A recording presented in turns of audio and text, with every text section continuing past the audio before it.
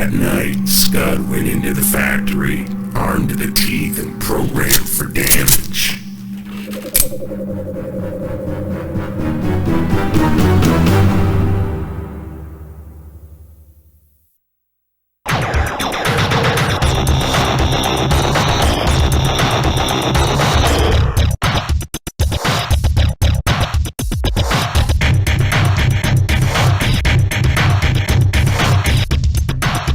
Aloha, you little nasties. Welcome back to the channel. As always, I am your host, The Nasty Bee. Today we're going to be taking a look at a game called Scud The Disposable Assassin for the Sega Saturn. This game was recommended to me by a viewer of the channel, Mr. Jenkins. Thank you very much for that suggestion. It is always appreciated. Now, you might remember me talking about a Nintendo 64 video I wanted to get up. I'm still currently working on that. It's just taking longer than I thought, so I figured I would take a break from that and do a game review on the side. Now, this is a short game, so this is going to be a shorter review. What is there to know quickly about this game? Well, it was developed by Sega Soft and Cyrox Developments and released in North America only in 1997. Now, this is a run-and-gun shooter with some light gun elements as well. However, I was unable to play the light gun sections because I don't have a light gun, nor do I have a CRT TV to play that on. However, I will still cover that briefly later on in the review. Now, there is a sequel for this game called Scud Industrial Evolutions, and it was released only on Windows.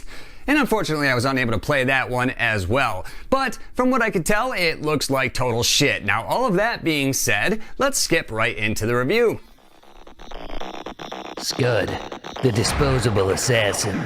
Programmed with a will to live, a penchant for murder, and a fate sealed in self-destruction, Scud is the brainchild of his creator's broken heart.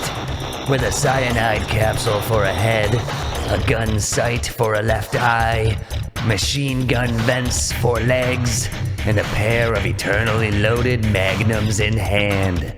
Scud is Generation X incarnate. He's a little bit Star Wars, a little bit Natural Born Killers, a little bit Reservoir Dogs, a little bit John Woo, and a little bit of a cunt.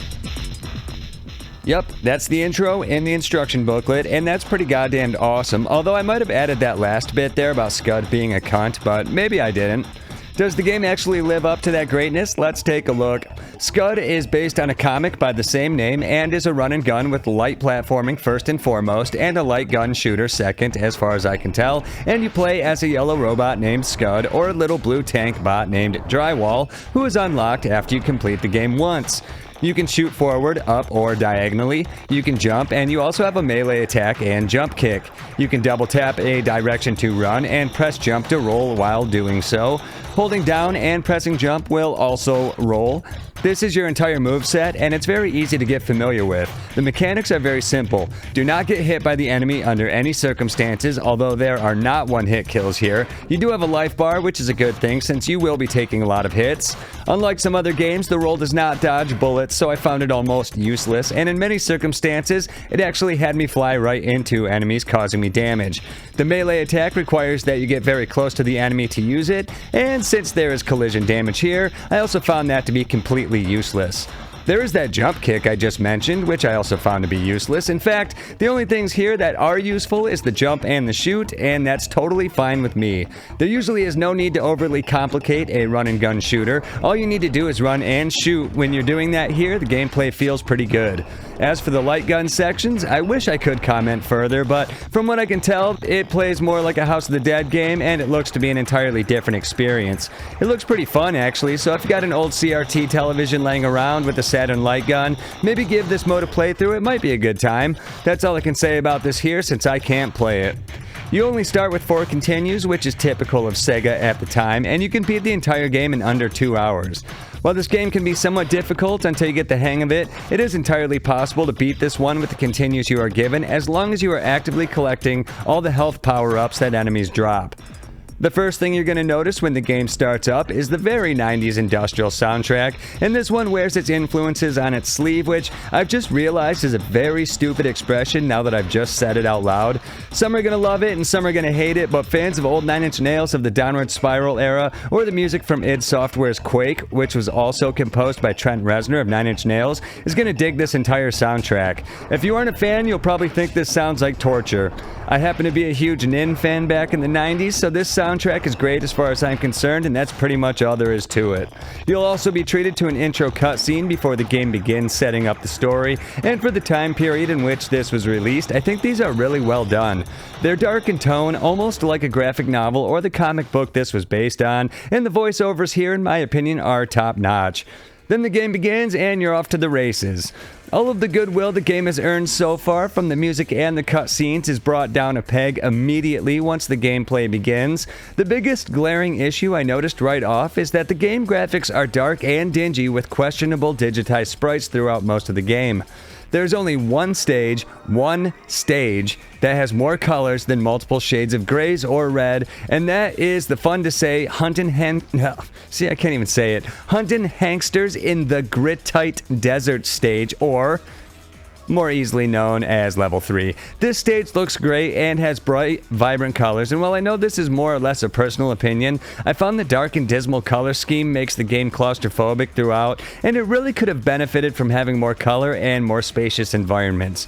Now listen, I'm not saying that the stages that are here are terrible, but I can't help but thinking after playing Stage 3 that the rest of the game could have benefited from having more stages like this one.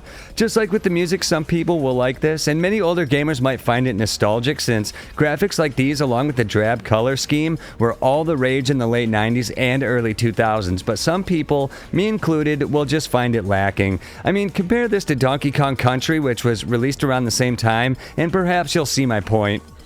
Elaborating more on the stages here is the assortment that the game offers. The first stage is a factory where you run through gray corridors killing enemies. The second stage is a factory that has you run through gray corridors killing enemies. These corridors are connected to other corridors through first-person on-rail shooter sections, and it's easy to lose track of where you are. Stage 3 is the aforementioned colorful Gritite Desert stage set in beautiful daylight. Stage 4 is a gray rundown city at night overrun by zombies and T-Rexes for whatever reason. Stage 5 has you floating in the gray and black of space, killing enemies in a more modern take of the Atari game Asteroids. It also reminds me of the shmup stages in Alien Hominid, and it's just as bad as it is in that game. The final stage is almost entirely an on-rail shooter that takes place in a black, dark gray, and purple warehouse, after which the stage changes to run-and-gun mode for the finale, which I'll discuss at the end. That's everything in a nutshell, and if a lot of that sounded very familiar, that's because it is. I'll say this one more time to drive home my point. This game really could have benefited from a lot more level variety, but just because it falls short here, that doesn't mean it's not a fun time, but it might be a horrible time. We just don't know because I haven't given my overall verdict yet. We'll get there. Scud doesn't do much to hold your hand, and it can be difficult to know what to do sometimes, especially in the second stage, which had me thinking I was going in circles. And it might have been, I still don't know, and the game gives no indication of which direction I was supposed to be going. Many of the stages here will also tease you with what appears to be multiple paths, but almost always, if not 100% of the time, one of these paths will just be a dead end after you took unnecessary damage from enemies trying to explore it. There was an opportunity here for the devs to add branching paths and more replayability to the game, but they neglected to do so, which makes me wonder why these dead-end paths even exist, if not to just have you take a few extra hits and make you feel like an idiot for choosing the wrong path for no reason. A few stages have light platforming sections, and these are okay, though sometimes it can be difficult to land your jumps and easy to fall through cracks, as Scud is a little floaty, though there are no instant deaths here like pits or spikes, so it's mainly trial and error until you get it right. If you've ever played a run-and-gun game before, you know the basics here when it comes to this kind of level design. Let's move on to the enemies, but just like the stages, they aren't very unique from each other, but each stage mostly does have its own set of bad guys to kill. Most are generic robots, but there are some different enemies sprinkled in, like on the desert stage where you'll find gunslingers and flying monsters, boulders, and on stage 4 there are the zombies that I mentioned earlier. The zombies are a nice change of pace from killing thousands of robots in the previous stages, and are one of only a handful of organic enemies in the game. Almost all of these scumbags die with one bullet, give or take a few random bigger ones, but it's pretty clear this game wants you to keep on moving, so it doesn't throw any huge boulders in your way to keep you from doing that, and that's appreciated.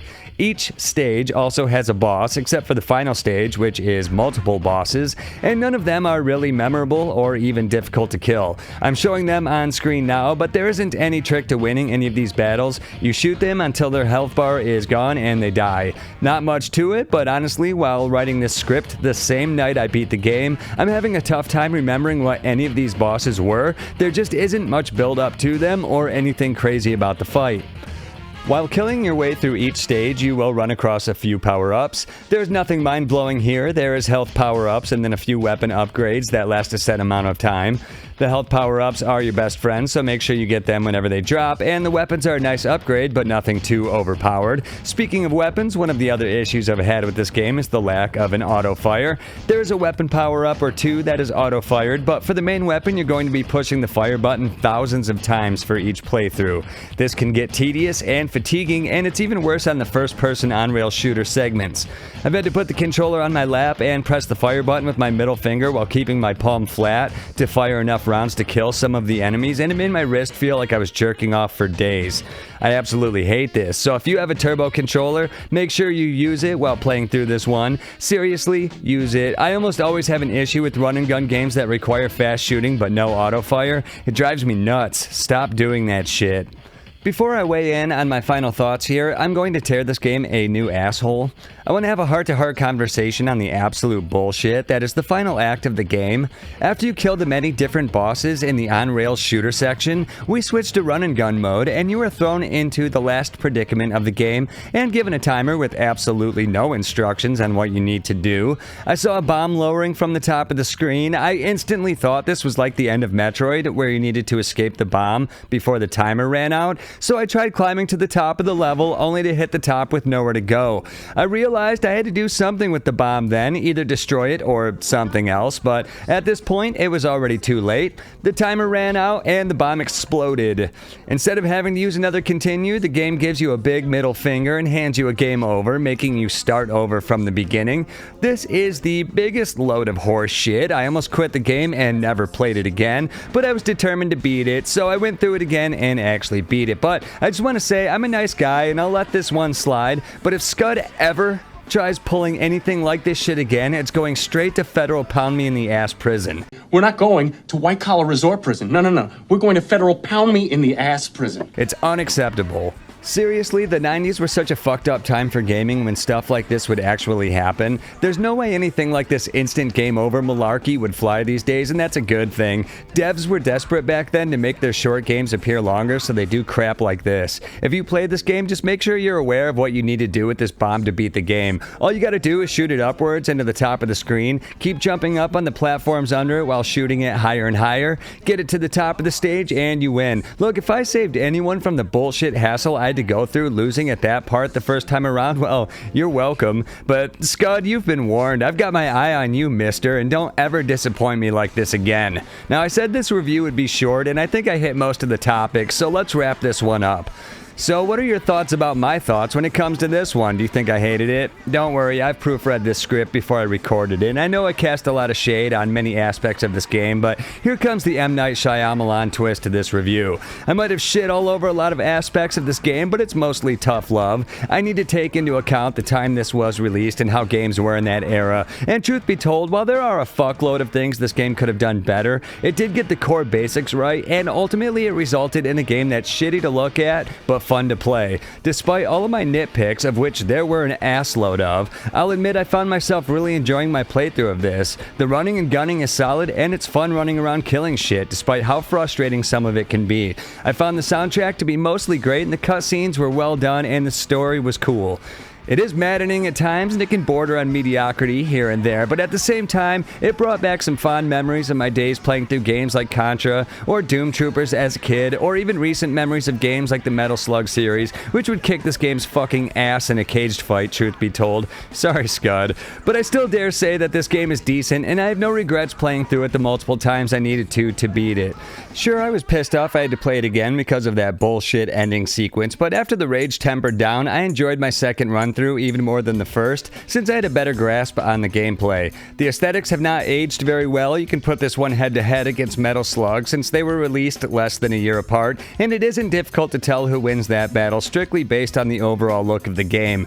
Metal Slug hands down, but at the time, the type of digitized graphics found in Scud were all the rage, and this game pulls that look off. So if you're a fan of that dingy sewer shit look, this game will make you blow your load. I'm not, but that's all personal taste, and I quickly got over it because I found the core gameplay to be simple and fun. Look, I've reviewed a few similar games I can at least compare to each other vaguely, such as Astral and Super Tempo, also for the Saturn, and Alien Hominid, which is the closest to Scud as far as gameplay goes, and in my opinion, this one surprisingly comes in second after Alien Hominid, which easily takes the top spot. Astral follows this, and finally Super Tempo last, as much as I know at least one of the viewers will hate me for saying, since I know you love Super Tempo. And I've said it before, but maybe I'll just have to give that one another shot in the future. But hey, look guys, this game is decent. It's just seriously flawed. If you got a Saturn, check this one out. It can be a fun couple of hours as long as you're willing to put up with some bullshit. Also, I just want to say that this game was made by a very small group of people, and they should be proud of what they were able to accomplish. So that's Scud the Disposable Asshole. Now that we're done here, I can get back to working on my Nintendo 64 video, which I hope to have out sometime before 2030. Fingers crossed. And what do you guys think? Have you played Scud? I know at least one of you has, and what are your thoughts on this one? Did I get it all wrong, or do you agree with me? Kindly let me know in the comments, or be an asshole about it. It doesn't really matter to me. What does matter is that I see you guys on the next video. Thanks for watching, and I will see you then.